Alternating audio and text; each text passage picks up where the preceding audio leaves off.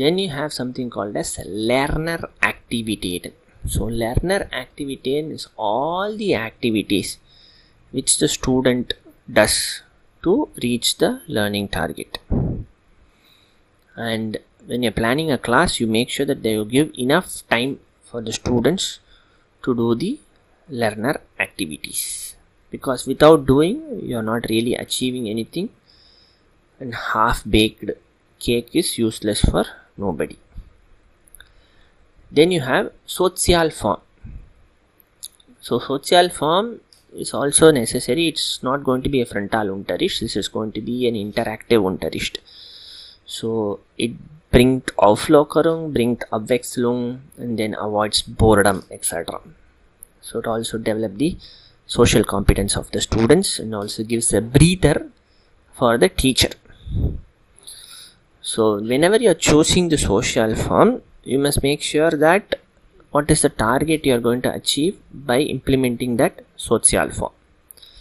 And there are a variety of Sozialform which can be used. So one is Frontalunterricht. There are situations where the teacher has to stand in front of the class and introduce a new topic. So that is also included. It's not like you're not going to have Frontalunterricht at all. It will be there. Then you have Unterrichtsgespräch. This is where the teacher will make a student stand, ask him the question, he has to answer, and it is being completely controlled by the teacher. You have Klassengespräch. This is not where the teacher picks the student. The student, him or her, will raise the hand and they will contribute to the discussion which is going on. So that's the difference between a Klassengespräch and a Unterrichtsgespräch. Then you have Kreisgespräch. So this is just a change of format for the Klassengespräch. Instead of sitting at a random order, the students will be sitting in a Kreis and they will be discussing the topic. Then you have Kettenübung. So again, all the students are participating in this kind of a Kettenübung. Here it goes as a form of a chain. So one to the other, to the other, and to the other, and to the other. So that's called as Kettenübung. Then you have Gruppenarbeit. So Gruppenarbeit is group work or teamwork, whatever we want to call it. The students are given, or the particular group is given a particular task. They will organize, plan and execute the task by themselves.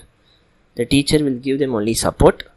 So that way they will develop their social competence and they will learn to do autonomously how to solve a particular problem.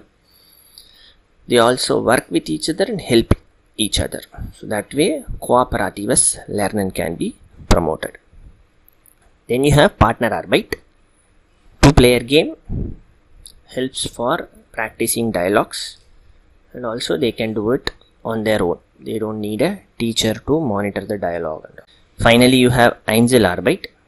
The student, they are different and they can learn at their own tempo. If he or she is not feeling well, then let the guy do his own task all by himself, and if he has got any questions, then he will ask the teacher and he'll get the teacher's help. So this is basically Einzelarbeit. Then you have another element called as Übungen. So what are Übungen? Übungen are basically exercises with clear hints to solve that particular task. So fill in the blanks, they will give fill in the blanks with there, the, thus, and they will give an example. So that is a Übung, because they have clearly said fill in the blanks with there, the, thus article, and they have given example as well. So this is basically done for saving the learned material in your long-term memory and for automating your brain so that it just reacts faster.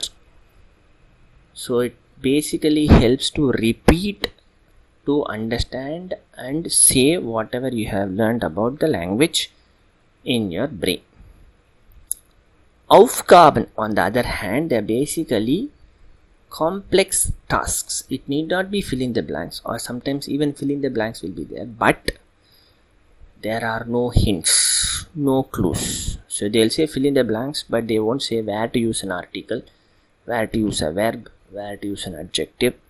Nothing will be given, and they have to solve that particular task. Such tasks are called as Aufgaben. Then we have Medien. Medien are basically the different material which we use to make the learning a better process. Whenever you have pictures, a picture is equal to 1000 words. You will be able to interpret on your own, and you will be able to understand and link the necessary items to the new elements. You need not be given an instruction as to how to link to them. So similarly, music, video, DVD, and all those things help the learning process. So all those things are called as Medien. They are useful in communicating the knowledge. They help you to systematically present the material which is going to be taught, and also pulls the attention of the students towards the learning process. So all these elements are the Strukturelemente of a Deutschunterricht. With that, the chapter comes to an end. Please feel free to like, subscribe, and comment to the channel. If you have any questions, then contact me via email or put down your comments, and I'll be able to reply. Thank you.